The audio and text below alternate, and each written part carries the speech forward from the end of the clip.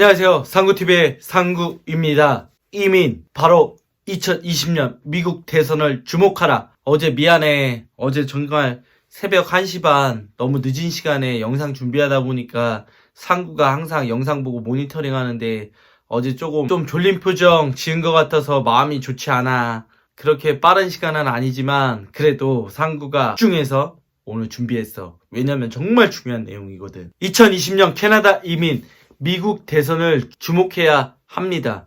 그래도 다행인 게 2020년에 캐나다 가서 영주권 받고 그렇게 큰 타격이 없어.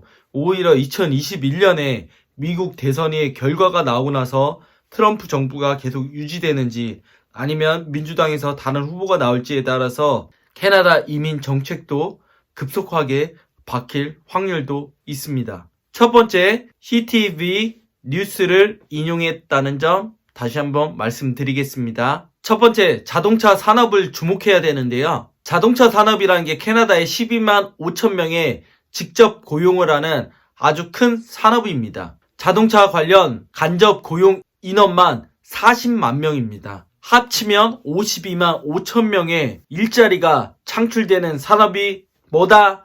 캐나다의 자동차 산업입니다. 트럼프 전 대통령 버락 오바마는 2025년까지 고효율 연비를 추진하겠다고 계획을 했습니다. 그만큼 자동차 산업에 있어서 이제 연비 전쟁을 해야 되기 때문에 모델을 만드는 데 있어서도 스탠다드에 맞는 고효율 차를 개발해야 되는 상황에 직면해 있었습니다. 트럼프가 딱 되고 나서 이런 기준을 동결하는 방안을 추진했어. 이유는 왜 그러겠어? 아무래도 첫 번째는 테슬라 전기자동차로 인공지능 한다고 그랬는데 아직 기술 결합이 많아. 100% 전 자동화 로봇 한다고 했는데 로봇이 글쎄 페인트 색깔 못 맞춘다네. 포드나 GM이 트럼프 생각에 봤을 때는 다른 외국에 있는 차들보다 고효율 연비를 추진할 수 있는 기술력이 갇혀있다고 생각을 안 했겠지. 그러니까 미국을 생각할 때는 고효율 연비를 추진하게 되면 어떻게 되겠어. 그렇게 되면 미국의 자동차 산업에도 큰 타격을 미칠 수 있으니까 이것을 잠정적으로 보류한 거야. 근데 또 문제가 생겼지. 미국도 주정부잖아. 자치주들마다의 법이 있고 거기에 정책이 있는 것처럼 미국에서 가장 큰 주 캘리포니아에서 전 대통령 오바마가 추진한 그 정책을 따르겠다고 또 얘기를 한 거야. 그러다 보니까 이 불확실성으로 현재 캐나다 자동차 산업이 공경에 처해 있거든. 그러니까 이렇게 할 수도 없고 고효율 차를 개발해서 또 그걸 생산 모델로 해서 캐나다에서 계속 생산을 하는 것도 아니고 그렇다고 지금 기존에 가지고 있는 자동차를 계속 생산해야 되는 상황도 아니고 어떤 모델을 개발해야 될지 그거에 맞게끔 지금 자동차를 생산해야 되는데 트럼프랑 캘리포니아 주랑 또 이런 여러 가지 문제가 있다 보니까 어떤 모델들을 개발할 수가 없는 거지. 생산하기에도 많이 생산을 할 수 없는 거야. 괜히 고효율 연비 개발했다가 그러면 가격 경쟁력이 안 될 거 아니야. 그래서 트럼프가 계속 이 추진하는 이 보유하는 걸 그대로 하겠다. 그러면 고효율 연비 자동차 많이 생산했다가 못 팔까봐 걱정인 거고 기존에 있는 그대로 자동차를 생산했다가 이번 대선에서 민주당이 돼서 오바마의 정책을 계속 따르면 어떻게 되는 거야. 기존에 있는 그 차들은 다 휴지통에 버려야 될 거 아니야. 그러니까 캐나다의 자동차 산업이 이러지도 저러지도 못하는 상황이야.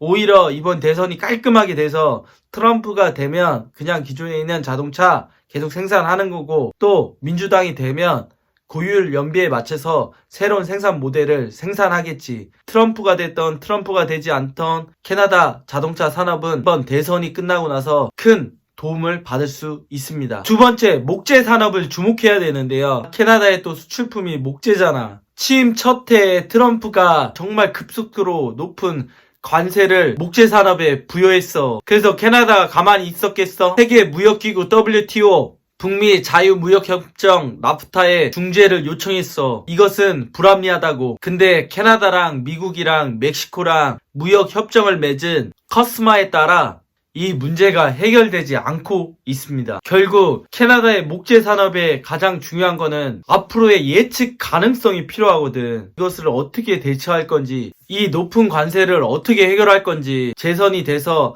계속 이렇게 높은 관세를 매기겠다. 그러면 당연히 캐나다의 목재 회사들은 브렉시트가 끝나는 대로 유럽이나 영국의 자유무역 협정을 맺어서 그쪽으로 수출하면 될 거고, 트럼프가 아닌 민주당에서 대통령이 되면 이번 이 문제에 대해서 같이 잘 협약해서 캐나다에 있는 목재가 미국으로 팔 수 있도록 해야 될 거 아니야. 근데 지금은 이러지도 저러지도 못하는 상황인 거야. 세 번째, 금융시장을 주목해야 되는데요. 2019년 8월 이후 경제학자들은 캐나다의 경기 침체를 우려한다고 예상하고 있습니다. 그거에 대한 타당한 근거는요, 수익률 곡선에서 오게 되었다고 합니다. 이거 간단하게 설명하면 채권은 그 나라가 다른 나라에 돈을 빌리기 위해서 만드는 것을 채권이라고 하잖아. 10년짜리 채권이랑 2년짜리 채권이 있는데 2년짜리 채권과 10년짜리 채권의 수익률이 달라. 앞으로의 미래가 좋다, 경제가 좋다는 거는 10년 채권의 수익률이 높을 때고, 그리고 경제가 불황이다, 그렇게 되면 2년짜리 채권의 수익률이 높을 수밖에 없는 거야. 왜냐면 2년까지는 캐나다가 안정적으로 경제활동을 하기 때문에 수익률을 기대할 수 있지만, 앞으로의 10년 후에는 이 캐나다를 믿지 못하겠다, 그러면 캐나다의 10년짜리 채권의 수익률은 떨어지는 거야. 그 가장 큰 이유가 트럼프 대통령이 세계 경제 신뢰를 하락시켰고, 중국과 계속되는 미중 무역 전쟁 때문에 캐나다의 경제에도 악 영향을 미쳤다는 분석이 되었습니다. 그래서 이번 대선에 트럼프가 재선을 하냐 아니면 민주당이 되냐인데, 캐나다 금융시장을 봤을 때는 트럼프보다 민주당에서 다른 후보가 대통령이 되는 것이 더 나을 수 있다는 분석도 가능합니다. 그럼 네 번째, 트럼프 재선 시나리오. 트럼프 대통령이 재선하게 되면 어떻게 되냐, 그것이 가장 궁금하실 텐데요. 캐나다는 트럼프 미국에게 대항하는 역할을 할 건지 아니면 아예 항복하는 역할을 할 건지 둘 중에 하나를 결정해야 되는 기로에 있습니다. 이 기로에서 어떤 걸 결정해도 캐나다 정부는 제가 어제 영상에 보여드렸듯이 3년 동안 잘 대처한 것처럼 앞으로 2021년 이후에도 잘 대처할 것으로 예상이 됩니다. 그러기 위해선 캐나다도 경쟁력이 노동력이기 때문에, 값싼 노동력에 있기 때문에 이민 정책은 계속적으로 증가될 수밖에 없습니다. 어떤 걸 선택하더라도 지난 3년간의 역사를 봤을 때 트리도는 아주 잘 대처할 것으로 예상합니다. 그럼 다섯 번째, 트럼프가 재선에서 실패할 경우 어떻게 되냐, 정말 캐나다의 장밋빛 꿈이 펼쳐지냐, 이것이 궁금하실 텐데요. 토론토 대학의 크레그 제프리는 무엇이라고 얘기했냐면, 캐나다가 전체적으로 큰 변화가 있을 거라고 예상합니다. 그렇게 전체적으로 뉴 챌린지, 새로운 변화와 도전을 해야 되는데, 제프리 교수는 다 긍정적으로 생각하냐? 그렇지 않다고 합니다. 예를 들어서 금융산업 서비스의 변화가 있을 예정인데요. 민주당에서는 이 법안을 발의하게 되면요, 토론토 금융산업에 연관된 많은 직업에 영향을 미치고, 전체적으로 봤을 땐 캐나다 고용에 부정적인 영향을 미칠 수 있습니다. 그래서 캐나다 이민성에서 얘기한 것처럼 2020년이 가장 최고의 기회가 될 수 있어. 2021년이 되면 트럼프가 됐던, 트럼프가 아닌 대통령이 됐던, 또 새로운 변화가 이민자들한테 더 좋은 영향을 미칠 수 있고 좋지 않은 영향을 미칠 수 있지만, 지금 대선을 준비하는 캐나다는 미국의 대선이 어떻게 될 것인가 준비하면서 노동력 확보를 위해서 끊임없이 노력할 것으로 예상됩니다. 그게 바로 언제? 올해 이민자들 많이 받아서, 특히 레이버 포스, 노동력에 있어서 미국에 뒤처지지 않기 위해서 부단히 노력할 것으로 예상됩니다. 내일의 주제인데요. 금토일은 상구 브이로그 호주편 준비했습니다. 100% 코미디야. 영상 딱 하나 터졌잖아. 캐나다 이민 속보. 근데 그거 하기 전에 상구가 3일 동안 브이로그 했잖아. 저번 주에 영상 터지니까 걱정이 돼서 금요일, 토요일, 일요일 3일 동안 10분짜리 풀 영상으로 준비했었는데, 이번 주에 그렇게 크게 터진 영상이 없어. 물론 이게 운이었지만, 상구 생각에는 이번 주에는 금토일 브이로그 하면서 다음 주 어떤 이민 영상 준비할까 또 생각도 하고, 또 다른 유튜버들 동영상도 좀 들어가서 배울 수 있는 금토일을 이번 주에는 맞으려고 해.